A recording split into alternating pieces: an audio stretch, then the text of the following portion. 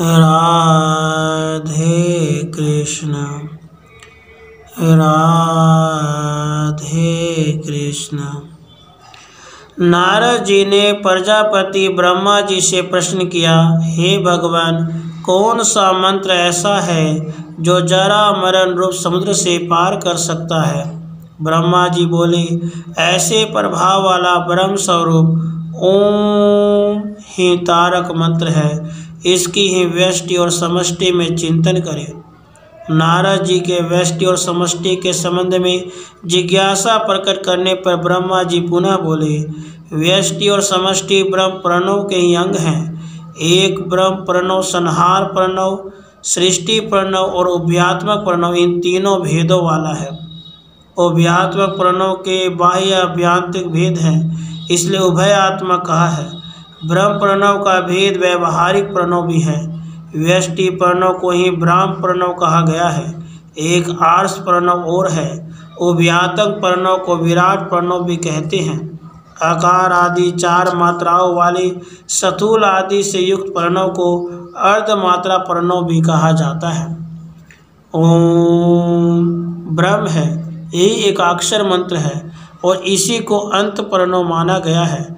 वह आकार, अकार, मकार, अर्धमात्रा, बिंदुनाद, कला और शक्ति इस प्रकार 8 भागों विभक्त है।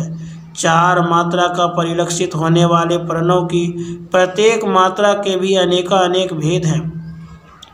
अकार मात्र के ही 10,000 अवश्य हैं। उकार के 1 सहस्त्र और मकार के 100 अवयव कहे हैं। अर्धमात्रा प्रणव अनंत अवयवों से संपन्न है।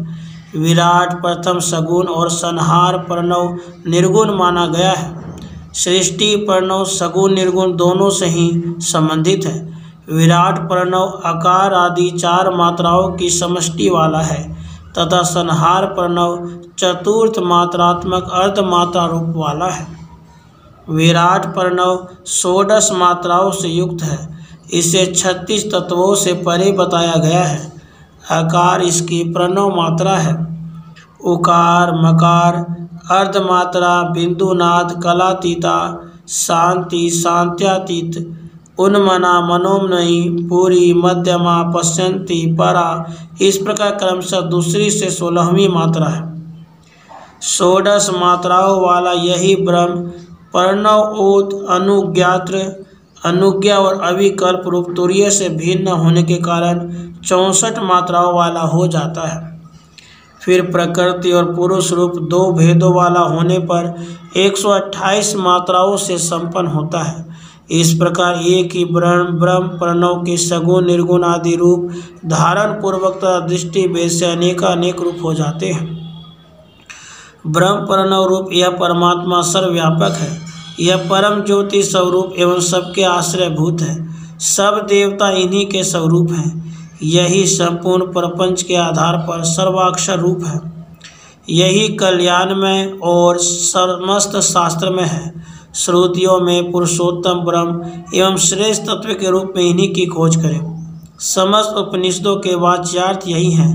यही सर्वकाल रूप है और भूत भविष्यत वर्तमान युग त्रिकालात्मक जगत तथा त्रिभुवन से परे जो अविनाशी तत्व है वह सब इन्हीं का स्वरूप है। इस प्रणव को ही मुक्तिदाता समझना चाहिए। ब्रह्म ही आत्मा है। उस ब्रह्म का आत्मा में एक ही भाव करके प्रणव को ही एक जरा रहित अमृत रूप एवं चिन्मय तत्व मानो। फिर स्थूल, सूक्ष्म और कारण रूप संपूर्ण दिखाई देने वाले प्रपंच का प्रणव में आरोप करें। इस प्रकार इस विश्व को ओम ही माने और आत्मा को त्रिवेद देह रूप उपाधि संपन्न ब्रह्म मानो। इस प्रकार आत्मा परमात्मा में दृढ़ एक ही भाव स्थापित कर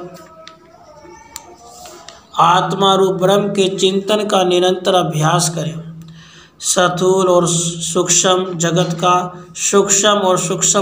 का भोक्ता होने से और आनंद तथा आनंद स्वरूप का उपभोक्ता होने के कारण अथवा इन तीनों से भी अद्भुत होने के कारण इस आत्मा के 4 भेद माने गए हैं। इन्हीं भेदों के कारण आत्मा 4 पादों वाला कहा गया है। जागृत अवस्था और उससे उपलक्षित जगत जिसका देह है और जिसका ज्ञान ही स्थूल विश्व में प्रसारित है, तथा जो संपूर्ण विश्व का भोक्ता है, जिसके मुख पंच कर्मेंद्रिय आदि 19 कारण हैं, और भू भुवः स्वः मह जनः तपः सत्य एवं पाताल यह 8 लोक ही जिसके अंग हैं, जिसकी व्यक्ति स्थूल सूक्ष्म कारण और साक्षी रूप में होती है, वही सर्वव्यापक विश्वरूप वैश्वानर ही ब्रह्म के प्रथम पद माने गए हैं। स्वप्न और उपलक्षित सूक्ष्म विश्व में व्याप्त ब्रह्म सूक्ष्म पर प्रज्ञ हैं, उनका विज्ञान आंतरिक जगत में व्याप्त हो रहा है। वे पूर्वोक्त 8 अंग वाले स्वप्न लोक में एकाकी ही हैं। वे सूक्ष्म तत्वों का अनुभव करने वाले एवं पालक हैं।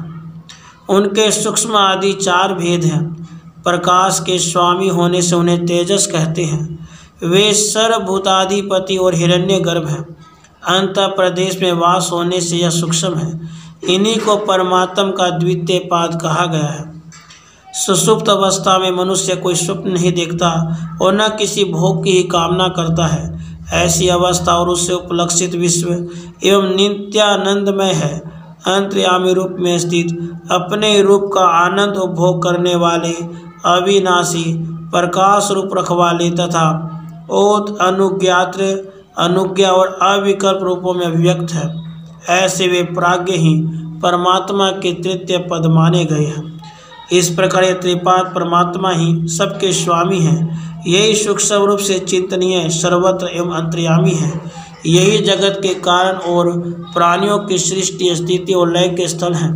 तीनों अवस्थाओं वाला यह विश्व सुषुप्ति रूप ही है। यहाँ वस्तु के विपरीत दिखाई पड़ने के कारण यह स्वप्न के समान एवं माया वही है। उक्त तीनों पदों के अतिरिक्त चतुर्थ पाद यह है, वह ओत अनुज्ञा और अविकल्प भेद से 4 रूप का है। उसे तुर्यापाद कहा गया है। यह सच्चिदानंद रूप है। इसके चारों भेद तुर्य ही हैं, क्योंकि प्रत्येक रूप तुर्य में लीन हो जाता है। इस तुर्यापाद में ओत अनुज्ञात्री अनुज्ञा यह तीनों भेद विकल्प ज्ञानात्मक है। इन सबको स्वप्नवत अर्थात माया ही समझो। इन विकल्पों में अतीत निर्विकल्प परमात्मा ही एकमात्र सच्चिदानंद स्वरूप है, ऐसा निश्चय करना श्रेयस्कर है। फिर श्रुति स्पष्ट कहती है कि जो न स्थूल का ज्ञाता है और न सूक्ष्म का ज्ञाता है, तथा जो इन दोनों का ही ज्ञाता नहीं है, जो अधिक या न्यून नहीं जानता, बाहर का ज्ञाता है न भीतर ज्ञाता है, जो प्रज्ञान रूप नहीं है, जो नेत्रों से नहीं देखा जाता क्योंकि उसका कोई रूप नहीं है, जो न पकड़ा जा सकता है और न व्यवहार में आ सकता है, जो न किसी परिभाषा में आता और न ध्यान में आता है, जिसका स्वरूप आत्मसत्ता का विश्वास ही है, जो प्रपंच से परे है, वह अद्वितीय एवं परम कल्याणमय तत्व ही उस ब्रह्म का चतुर्थ पाद है। इसी को ज्ञानी जन ब्रह्म प्रणव कहते हैं। मोक्ष की कामना करने वाले पुरुष का आश्रयभूत यही है। यह परम ब्रह्म होने से प्रतिष्ठित है। वही स्वयं प्रकाश एवं आकाश स्वरूप है। राधे कृष्ण, राधे कृष्ण।